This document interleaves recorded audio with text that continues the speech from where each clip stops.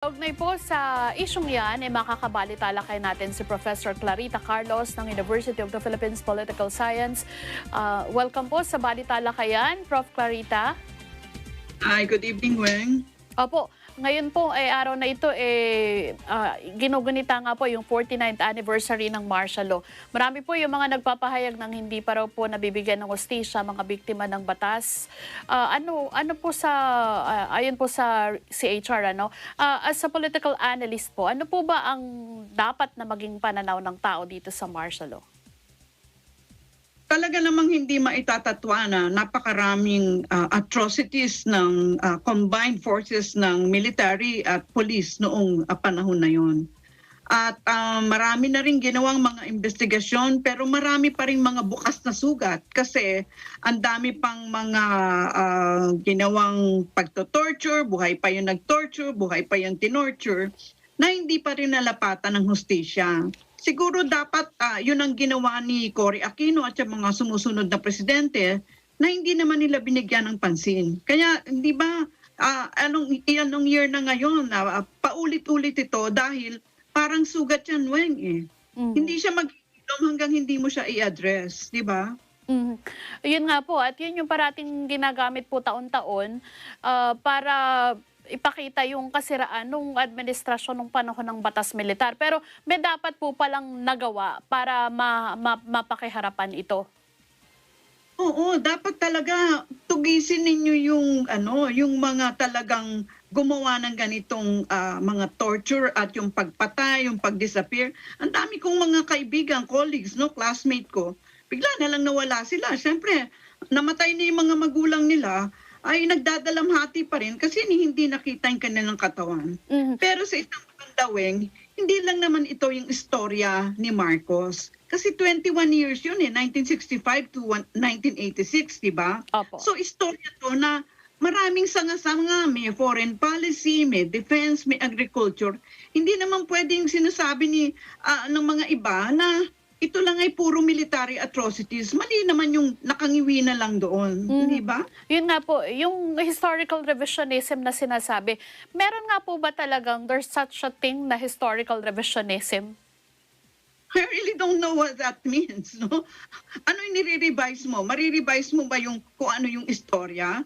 Of course, there are as many stories as there are storytellers. Bahala ka nga magwi ng istorya mo, pwede ka nga magburda ng istorya mo, pwede ka nga mag-manufacture ng istorya. Mm-hmm. Kanya nga kailangan scholars ang magawa ng ganitong pagsasaliksik, Weng. Hindi pwedeng may agenda ang gagawa nito. Kasi kung may agenda, pipili-piliin lang niya yung magko-confirm ng kanyang bias, di ba? Mm-hmm. Ang scholar ilalahad-lahat yung data sa harap niya at ire-report niya kung ano yung nasa harap niya. So based on factual basis of factual yung magiging basihan. Kasi po Prof ngayon sa story sinasabi nila ito yung nangyari nung kasaysayan na yon. Pero yung mga nabuhay nung panahon na yon, ito naman yung kinukwento nila dun sa mga apo nila, sa mga anak nila nung nangyari nung panahon na yon. So dun yun sinasabi po ng iba na nagkakaroon ng conflict based kasi dun sa naging experience sa mga taong nabuhay nung panahon na yon. Siyempre talagang may conflict. Halimbawa, yung mga, alam mo kung walang martial law, hindi makukuha ni Marcos yung mga thousand na hectares na pinanghahawakan ng mga landlords, di ba? Mga landowners.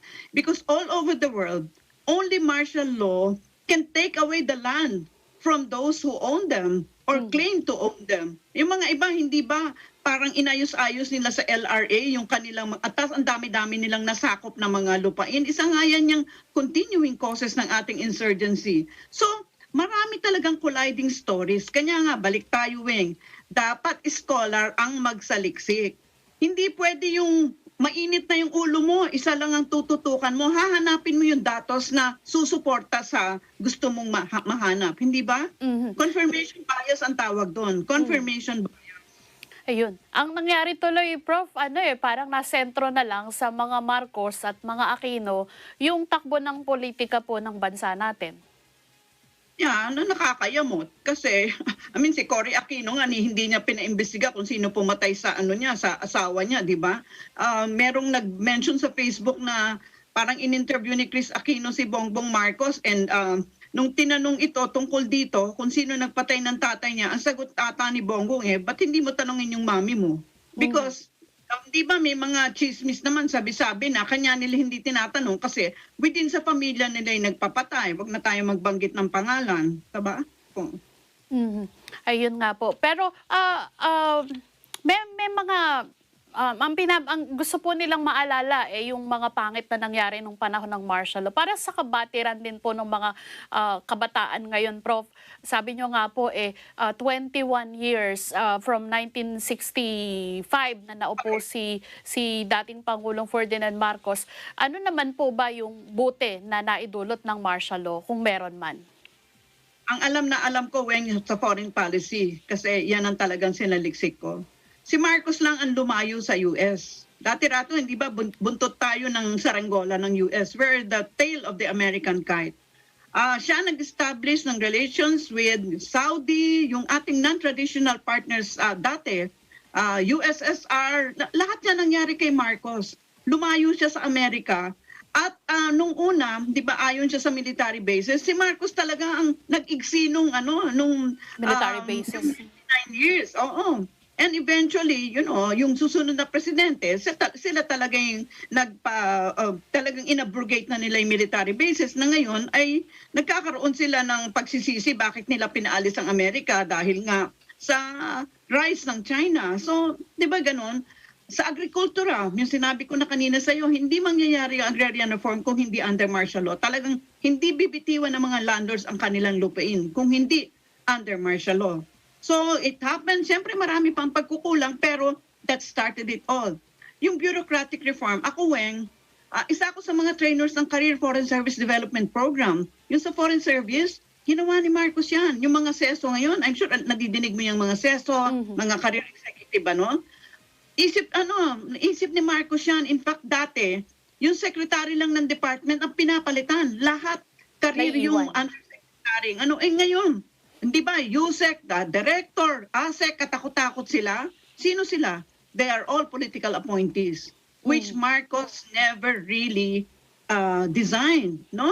And yung constitution noon really provided for a parliamentary system of government. Consultant nga ako ni Prime Minister Cesar Virata, although ang ginagawa noon, halos lahat ng authorities napunta sa presidente parang French model, no?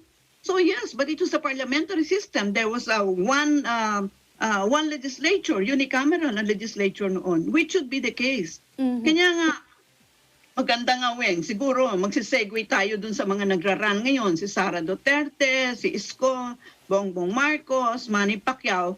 These are young people, young in mind, open ang minds nila, and I hope they will be open to constitutional reform. And speaking of politics po in the present situation, Professor, alam natin next year kasi talagang pagpasok po nitong Oktubre na ito, talagang highly politicized ang mga usapan dahil sa election po sa susunod na taon. May nakikita na ba kayo na promising talaga among these personalities na nagsasabing gusto nilang maging presidente? Siyempre, puro promises lang yan. Pero yung promesa na yan, Weng, puro laway lang yan. The only way na makakapromesa ka, kung meron kang political party behind you, bakit ka mo? Hindi ba 300 sa lower chamber, 24 sa upper chamber? Palagay mo ba sa sarili mo may magagawa ka? Wala kang magagawa. Tandaan natin si Boris Johnson ng Great Britain, di ba sabi niya, sige pag ako yung Prime Minister ng Great Britain, alisin natin ng Great Britain sa European Union. Nagawa niya kasi he has the Conservative Party, which is the majority party in the House of Commons. Nakuha mo yung dugtong ng political party at saka yung taong nagpopromesa. Mag-isa siya, hindi siya pwede magpromesa. Kanya yung, di ba, parang watak-watak yung mga so-called political parties natin. Hindi naman sila political parties Political groups ang sila, nag-usbong lang sila dyan, parang mushroom. Tignan mo after May 9, wala na naman yung mga iyan. Diba? Siguro yun po yung isang kulang sa sa larangan ng politika po dito sa atin, yung mga strong political parties na panghahawakan at may accountability po para doon sa mga inuupo sa mga matataas na pwesto ng pamahalaan. Kanya nga, Weng, paulit-ulit nating sinasabi at ginagawa na namin to nila Nene Pimentel, Pepe Abueva, dalawang sumakabilang buhay na pamula pa ng 1989. We're saying if we shift to a parliamentary government will have the political party as the fulcrum of our government. Di pwedeng patakbo-takbo ka ng paiba-iba yung political color mo kasi pag parliamentary government tayo, pag nag-change ka ng iyong political party, parang nag-commit ka ng political suicide. Kaya nga pag parliamentary system, walang kaso yung term limits. Pagka na-elect ka hanggang mamatay ka kung gusto mo. Pagka parliamentary system, walang kaso yung political dynasty. Walang kaso yung prime minister mo nandyan. Hindi ba si Angela Merkel 16 years, no? For as long as you have the majority party in the parliament, ikaw pa din ang prime minister. Yung continuity hinihingi natin, di ba? O tignan mo ngayon si Duterte gustong mag-run for vice president for continuity kuno-kuno. But for sure, hindi naman ako lawyer, isushoot down siya ng Supreme Court dahil parang iba-violate niya yung law na ang presidente, kung One mamatay term yung lang. president na one term lang, para namang naglolokohan tayo sa sarili natin.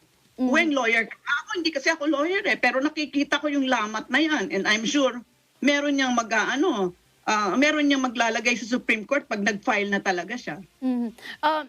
Balikan po natin yung yung panahon ng martial law kasi yung iba po ikinukumpara yung mga martial law nung panahon ni Pangulong Ferdinand Marcos dun sa pamamaraan po ng pamamahalang ginagawa ngayon ni Pangulong Duterte. Meron ba talagang pagkakahawig po ba o sabihin natin pwedeng ihalin tulad yung dalawa? Mali, walang comparison. Miski sabihin mo pang 10 beses yung emergency rule. I mean, I'm 75 years old, Weng. I went through martial law. Kasi ako dyan sa nagtatakbo-takbo dyan sa University Avenue yung first quarter storm. No, ibang-iba. Ibang-iba. Noon talaga, the military and the PNP, talagang pag nakita mo sila, metro ko, manginginig ka ng agad. And yun nga, dahil sa personal experience ko, ng dami kong classmate na colleague na tinorture, mga nag-torture sa kanila, nandyan pa, buhay pa yung iba, no? So, iba yun. No? Pero sabi ko nga, kailangan talagang masusing pagsasaliksik. Agriculture, foreign policy, health, energy. Alam mo, pag nakita mo yung energy policy ni Marcos, kung sinundan natin yun, energy self-sufficient na tayo. Yan ang sinasabi ko. Huwag natin buburahin lang yun, tapos military and PNP atrocities lang, and police atrocities. Hindi pwedeng isa lang ang istorya nun. Marami siyang istorya. Dapat adin natin the pluses and the minuses. And sa dulo, ano ba siya? Success ba siya or failure? So sabihin mo, sa agriculture siguro ganito ang score. Sa foreign policy, ganito yung score. Yan ang gusto nating mangyari. Unfortunately, even the leaders themselves, minimisread nila yung kanilang mga supporters. Sinasabi nila, the whole martial law regime, 21 years is a failure. Which is wrong. Diba? Susundan natin yung numero. At pa-explain natin sa mga experts. Si Jerry Sikat, andyan pa siya. Si Juan Ponce Enrile, andyan pa siya. Miski sabihin mong 97 years old na siya. Have you heard him speak? Yes. Marios. Very pa rin po. Kung tutuusin po talaga pala, Prof, sa panahong ito, hindi mo masasabi kung ano talaga yung sa kasaysayan ang naging papel ng martial law o sabihin natin nung panahon ng panunungkulan ni dating Pangulong Ferdinand Marcos, kung yung mga kasalukuyan po at sabihin na natin yung mga nangunguna at gumagawa ng kasaysayan ang magsasalita kasi nandun yung mga biases po ng bawat isa doon sa pangyayaring yun. Yeah, pero Weng, kung ako yung scholar na magsasaliksik, pakikinggan ko sila. Pero pagkapakinig ko sa kanya, kunyari ini-interview kita, may naman sinabi sa akin, sasabihin ko, patunayan mo nga yan, nakuha mo lang yan sa chismis, o gumagawa ka ng istorya. Siyempre, porke sinabi mo, self-report ang tawag doon. Hindi pwedeng porke sinabi ni Weng, okay na siya, no? I mean, duduruin kita, Weng, ba't mo naman sinabing 10 yung pinatay, nakita mo ba? O sabi kasi nung kapitbahay ko, parang, dapat personal account, diba? Yeah, pero miski personal account, malay mo kung pinili mo lang sa account mo yung gusto mong piliin. Diba? Bigyan kita ng very quick example. Hindi ba sa isang aksidente, minsan tinitignan mo, sino namatay? Yung iba naman, ano yung damage sa kotse? Yung iba naman is, ano kaya yung coaching na damage? Di ba? Iba-iba yung tinitignan nila. 10 taon tignan mo, 10 yung istorya niya tungkol sa isang aksidente. Di ba? Ganyan talaga yung istorya. No? Pero Tama ba, Prof, na i-crucify ang isang pamilya dahil lang dito sa isyong ito ng martial law? You can only crucify if you have a basis for crucifying them. And hindi ba yung mga so-called Christians dyan ay sinasabi-sabi nila na ito si Bongbong Marcos at saka si Amy dapat magbayad ng kasalanan ng tatay nila? No? Ewan ko, parang sa Bible ata nakalagay, yung kasalanan ng tatay, wag mo siyang i-migrate dun sa anak. Parang may ganong salita, di ba? And ba't mo naman i-migrate dun sa anak? Diba? Oh. So, mahirap talaga magduro-duro. And kaya nga, lalo na yung mga liderato natin na parang gusto nilang makakuha ng botos dahil anti-Marcos sila. Ako nga, Weng, hindi ba friend mo ako sa Facebook? I'm sure nakita mo yung mga brainless statements na ayan si Carlos, pro-Marcos yan eh. Parang gusto kong pingutin yung mga bata na yan at sabihin, hello, walang pwedeng magsabi ng assessment hanggang hindi ginagawa ng mga scholars itong mga assessment na to. Unfortunately, Weng, hindi ka naman pwede mag-research sa laway. I'm sure alam mo na kung magkano yung bayaran ngayon sa research assistant, di ba? Oh, pwede ba ako mag-research sa laway lang, sa goodwill? No. You do research and you pay research assistants. You ask them to go on field, to go to the library. Naku, mahulog na ako sa hagdan nito dahil 75 na ako. Ayoko na, hindi na ako makaakyat sa library. Diba? And if I'm not mistaken, Prof, ang dami na mga presidential decrees na ginawa nung panahon na yon, ang pinapakinabangan nila hanggang ngayon. Tell me about it. Diba? Ang gusto ni Imelda, yung heart, di ba ang tawag natin yan, pinapagtawanan natin, tawag natin BOPIS Center, kidney, lungs, heart, di ba? Parang yung niluluto mo sa BOPIS na, ewan ko kung alam mo Laman yung luto loob. na yun. Oo, laman loob.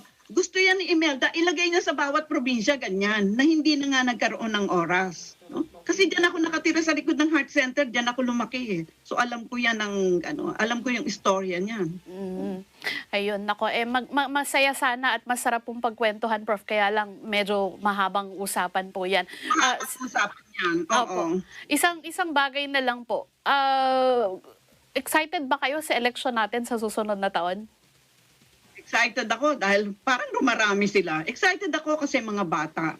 Sana umatras si President Duterte para mag-run si Sara. I have not met Sara Weng, no? But the things I have heard about her are good things. Sana maganda siyang sumama sa larangan, si Isko Moreno, si Bongbong Marcos, si Manny Pacquiao, sino pa ba?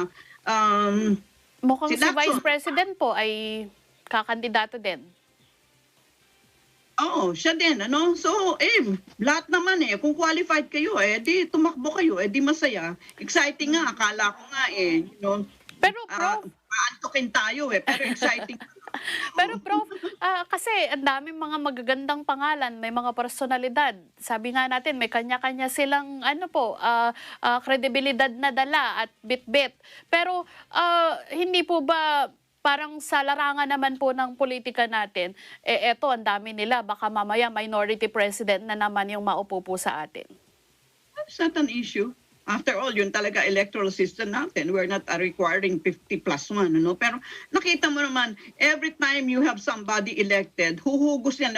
Bigla na lang, I'm sure you've heard of mass outtaking. Yan naman gawa natin So it's not an issue for Uso na naman po ang political butterflies, Prof.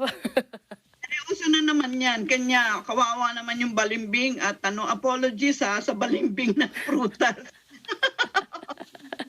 Ayan, nako. Maraming salamat po at sa mga susunod na pagkakataon, kukulitin uli namin kayo, Prof.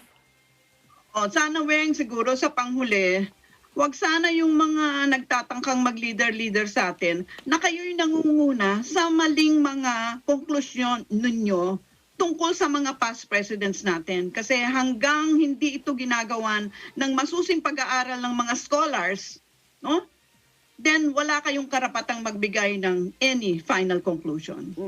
Yan. Maraming salamat po sa mga words of wisdom, Prof. Sige. Good night and ingat ka lagi, Weng. Opo, kayo din po.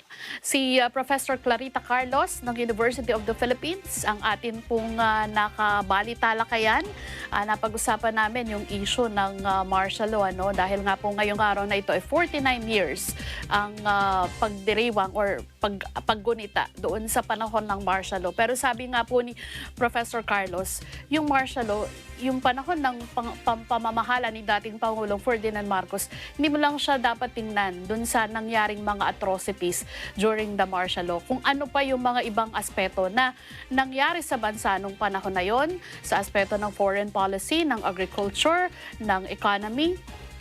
Merong mga sama, merong mga nasangkot sa pag-torture o sabihin natin karahasan, pero ang sabi niya dapat naging trabaho ng mga sumunod na administrasyon na patawan ng parusa kung sino yung mga nagkasala.